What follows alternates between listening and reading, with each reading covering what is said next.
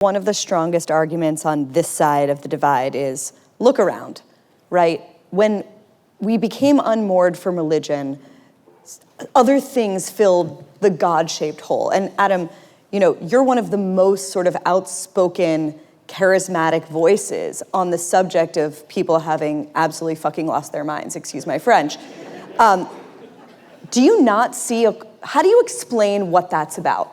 How do you explain the sort of obsession with politics? I mean, I was interviewing Alex Karp last night, and he talks about wokeness as a kind of pagan religion. What do you make of, how do you contend with that argument? Well, many thoughts. So one is, we talk about religion historically, and we talk about all the greats and how that was woven into many famous speeches and, World War II and Lincoln and so on and so forth.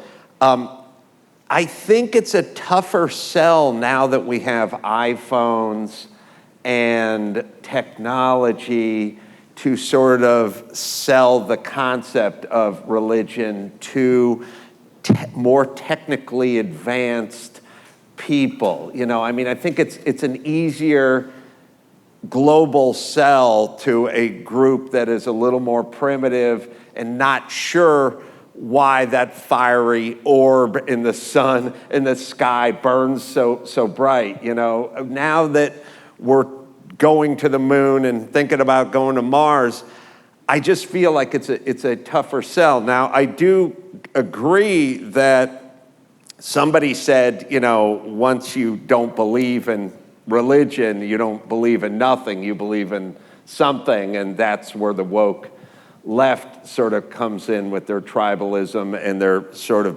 pagan, sort of ritualistic stuff, which has a lot of notes of religion to it. So I in no way want to come out here and defend some sort of morphed form of religion which turned into left-wing wokeism, because I certainly don't want that. What my vision is with religion is sort of my vision with government. I want a small government. I'd like government to be as small as it can be.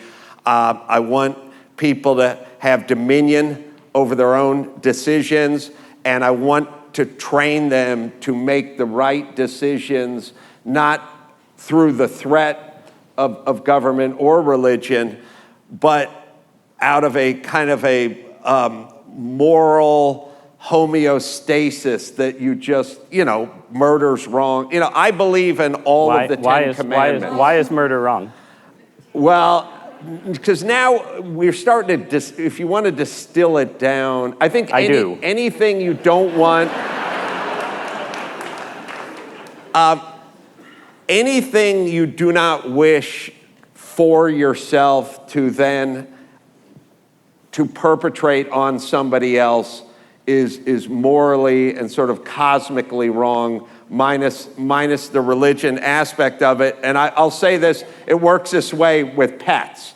You know what I mean? If you put a bowl out for one cat and a bowl out for another cat, and you just remove the other bowl and say yours is gone, the one cat may be upset, but it's not why is it wrong.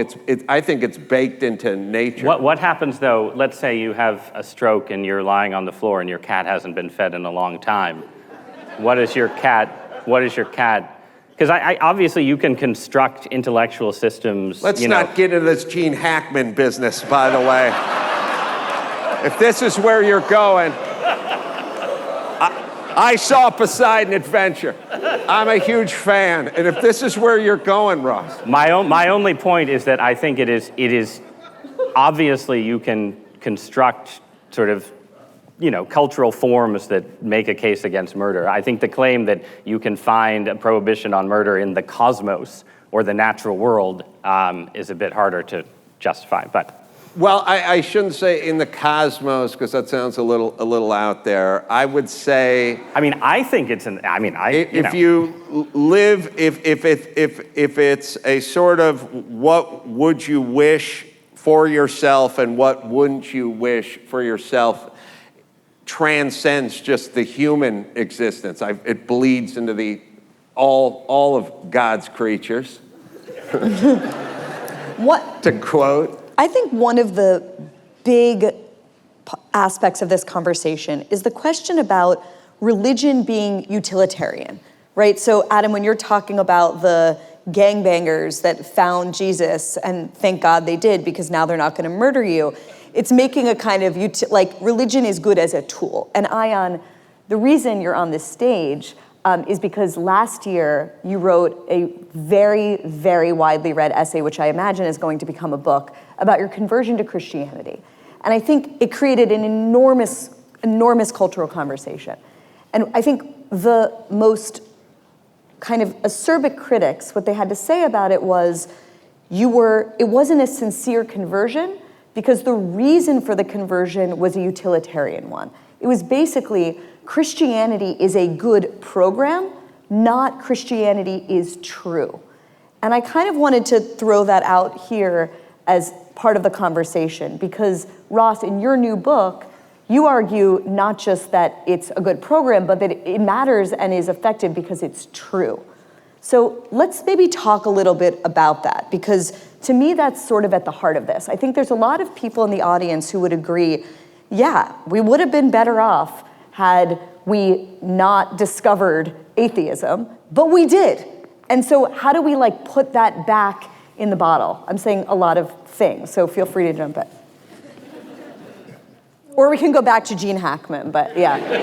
Yeah, so I think both things are true. I became a Christian because I believe that Christianity is true, but I think the proposition that it is, I wouldn't want to use the word utilitarian, but Christian morality is superior to any other kind of morality I've seen. I lived as a Muslim and I lived as an atheist, and I settled on Christianity. And I settled on Christianity because it fulfills a personal spiritual need. I confess I did have a God-shaped hole, and it's gone now. It's filled. So that is the personal story aside. Now, atheism has always existed because it's always been, a perception of the world, nature, the naturalists, people just, the people who don't perceive of God, don't need a God figure, aren't spiritual. We didn't call them atheists. We probably call them naturalists. We had other labels for them, but they always existed. But for this particular discussion, I always want to separate the atheists that I found in the West, nice, wonderful, warm, friendly people, but they Some of them, I'm sure, are good people. Yeah. But they are Christian atheists. Everything that Adam said, I just wanted to say, but that's all Christianity. You just set aside, and you grew up with it. And so there's that.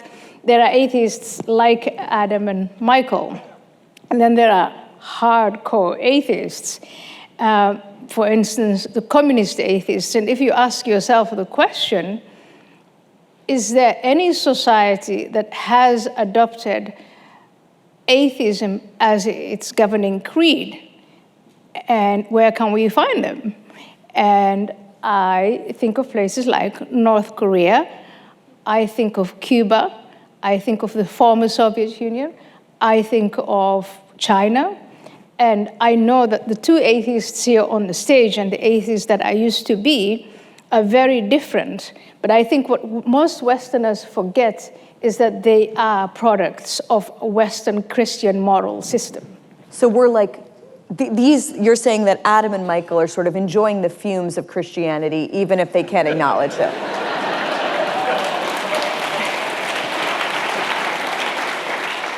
They are non-practicing Christians, yes.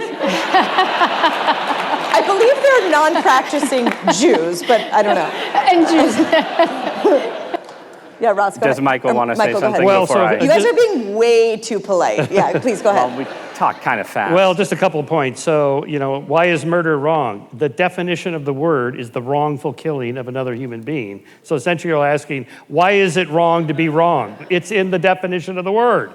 What you mean is why is it wrong to kill other people? It's not always wrong to kill other people. Self-defense is a legitimate form of killing somebody else. Killing in a just war is justified. Capital punishment, I happen to be against that, but a lot of people think it's okay. So what we're really talking about is the taking of somebody else's life when they have no autonomous control over their bodies and they don't want to die, something like that. So our principle is autonomous choice over your life decisions, including to live.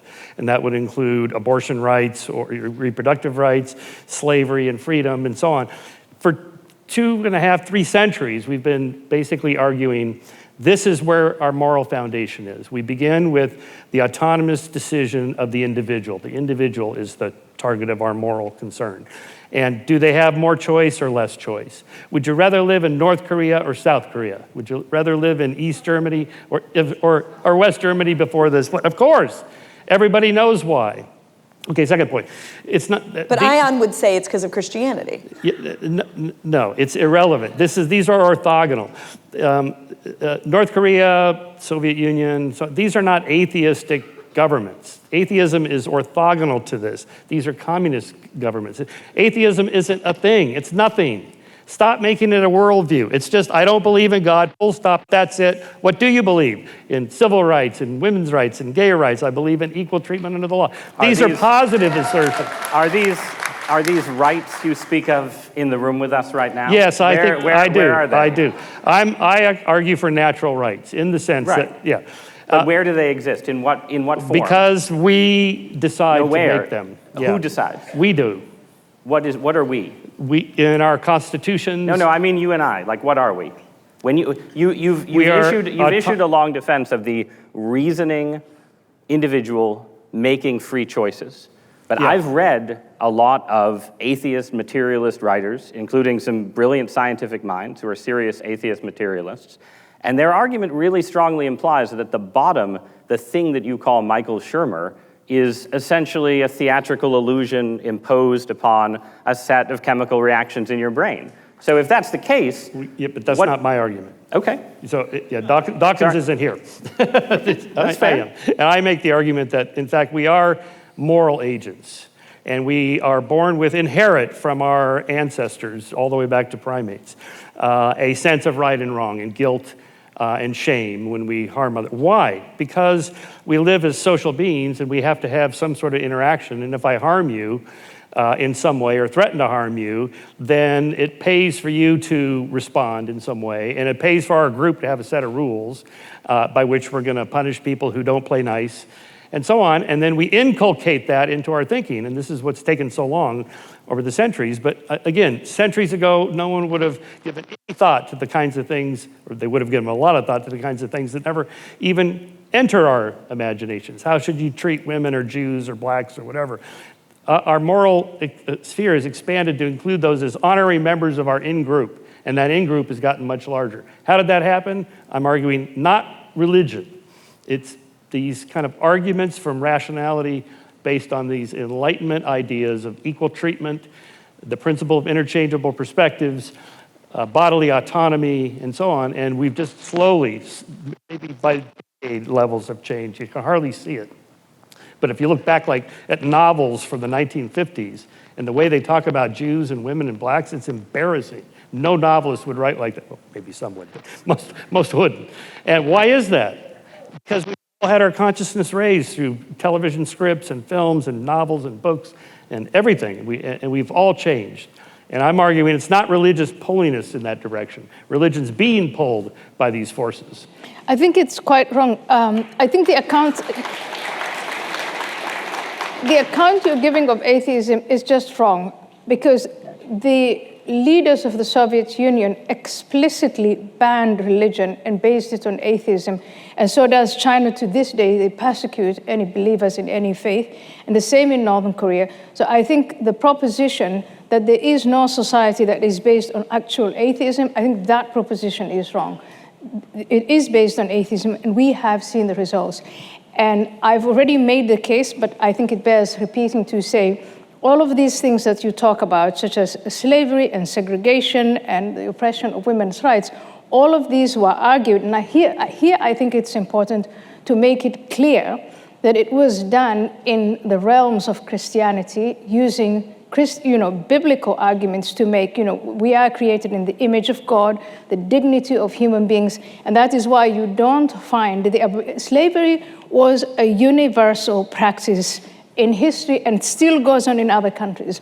And you look at the story of the abolition of slavery, and it's done first in the West, and it's the West then that exported it to other countries. And I think that if we're going to have a debate on this, then at least we should agree on the factual account.